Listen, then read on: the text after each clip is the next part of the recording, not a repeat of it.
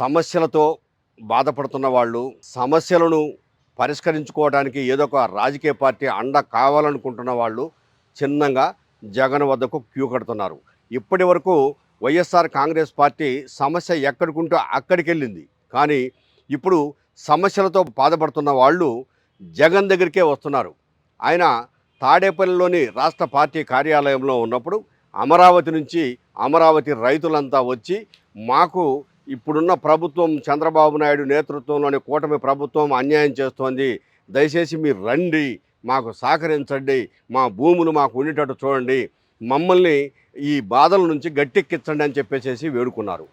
మొదటి నుంచి అమరావతిని వ్యతిరేకిస్తున్నటువంటి జగన్కు ఇది ఒక మంచి కేకు ముక్కలాగా దొరికిందని చెప్పచ్చు. ఆ తర్వాత డిఎస్సి అభ్యర్థులు మాకు 1:2 ప్రకారము ఇంటర్వ్యూలకు పిలిచారు. అంటే ఇంటర్వ్యూలు కూడా కాదు, అవి కేవలం సర్టిఫికెట్ల వెరిఫికేషన్ కోసం పిలిచారు. మమ్మల్ని కొంతమందిని పిలిచి సర్టిఫికెట్లు కూడా చూడకుండా ఎన్నికకి పంపించేశారు. ఎందుకు పంపించారా అని చెప్పేశారంటే సమాధానం లేదు.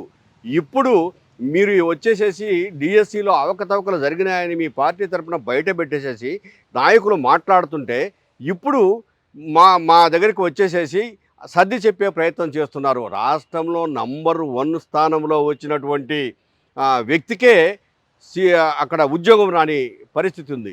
మరి ఆ వ్యక్తి ద్వారానే క్వశ్చన్ పేపర్ తయారైంది. ఆ వ్యక్తి ఎవడైతే క్వశ్చన్ పేపర్ రాశాడో వాడే చూసి ఎగ్జామ్ రాసి రాష్ట్రంలో మొదటి స్థానంలో ఉన్నాడు అని ఇప్పుడు ఆరోపణలు వస్తూ ఉంటే, మరి ఆ వ్యక్తికి అసలు మొదటి స్థానంలో ఉంటే వాడిని ఎందుకు తొలగించారనేది ఇప్పుడు అర్థం కాదు. అతను మెయిల్ చెక్ చేసుకొని నాకు రమ్మని చెప్పి మళ్ళీ నీకు సీట్ ఇవ్వట్లేదని చెప్పేసి, నీకు ఉద్యోగం ఇవ్వట్లేదని చెప్పారు. ఇది అన్యాయం. మరి కోర్టుకు వెళ్ళాడు.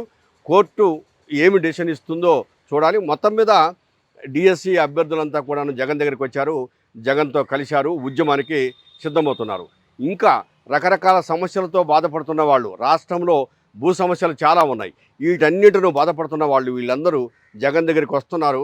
ఇక రాను రాను జగన్ జనంతో కలిసి రోడ్డు మీదకి వచ్చే సందర్భం మొదలైందని చెప్పేసి చర్చ ప్రారంభమైంది ఆంధ్రప్రదేశ్ రాష్ట్రంలో.